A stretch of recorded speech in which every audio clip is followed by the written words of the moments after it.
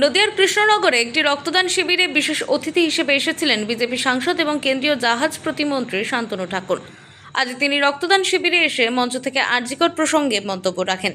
সেখানে রাজ্যের পুলিশ প্রশাসন এবং রাজ্য প্রশাসনকে তীব্র কটাক্ষ করেন শান্তনু ঠাকুর। তিনি জানান, যেভাবে রাজ্য প্রশাসন এবং পুলিশ প্রশাসন চলছে তাতে করে নারী সুরক্ষা নেই বললেই চলে এবং সুরক্ষা দেওয়ার মতো কেউ নেই। যদিও আরজিকর কাণ্ডে সরব হয়ে তিনি জানান যে নক্কারজনক ঘটনা ঘটেছে তা পূর্ব পরিকল্পিত। তার কারণ ওই মহিলা ডাক্তার আরজিকরের দুর্নীতি জেনে গিয়েছিল, তাই তাকে খুন করা হয়েছে এবং তা খুবই নৃশংসভাবে। বর্তমানে সিবিআই এর কাছে যাওয়ায় অনেক কিছুই সামনে এসেছে। এদিন আরজিকরের ব্যবহৃত ওষুধপত্র ভুয়ো বলেও দাবি করছেন কেন্দ্রীয় জাহাজ প্রতিমন্ত্রী শান্তনু ঠাকুর। আরজিকর কাণ্ডে যেটা বিচার হচ্ছে না দীর্ঘদিন ধরে, প্রায় 2 মাস কেটে গেল, সেখানে কি বলবেন? বলার তো কিছুই নেই। টপ টু বটম সব করাপশনের মধ্যে আছে। যে করাপশন যতক্ষণ না পর্যন্ত করাপশন ক্লিয়ার করা যাবে, বাই ফোর্স এই করাপশন ক্লিয়ার করতে হবে। তা নাহলে কারুর সম্ভব নয়, কারুর দ্বারা কোনোভাবে সম্ভব নয় এই করাপশন হাঁটানো। বাই ফোর্স এই করাপশন স্টপ করতে হবে। কারণ এ টু জেড সব করাপশনের সাথে যুক্ত।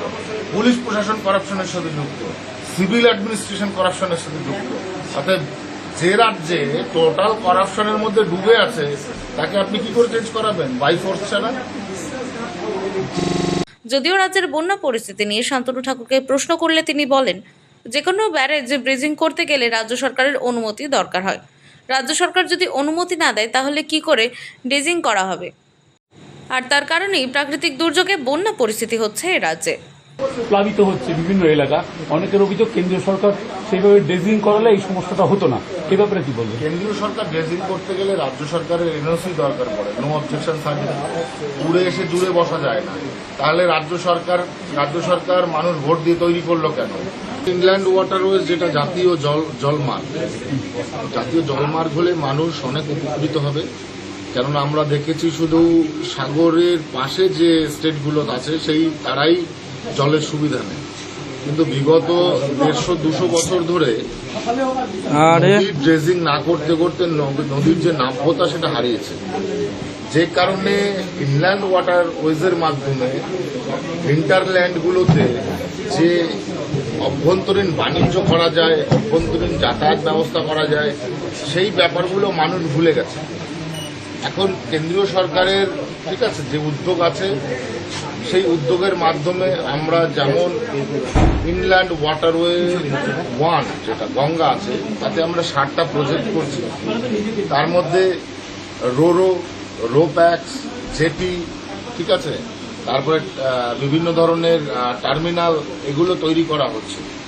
এতে হবে কি, লোকাল স্তরের যে বিজনেসম্যানরা আছে তাদের স্বল্প খরচে তারা যাতায়াত করতে পারবে, স্টুডেন্টরা করতে পারবে, ব্যবসায়ীরা করতে। এই উৎসব মুখরিত কৃষ্ণনগর শহরে প্রাক মুহূর্তে আমরা কিন্তু জাস্টিস চাইছি। উই ওয়ান্ট জাস্টিস বৃন্দ এই মহতি মুভমেন্টে জড়িত, তাদের জন্য একটা এইটা নিয়েও বেশ কয়েকটি সামাজিক সংগঠন তরফ থেকে লিখিতভাবে। নদিয়া থেকে মাধব দেবনাথের রিপোর্ট, আনন্দ বার্তা।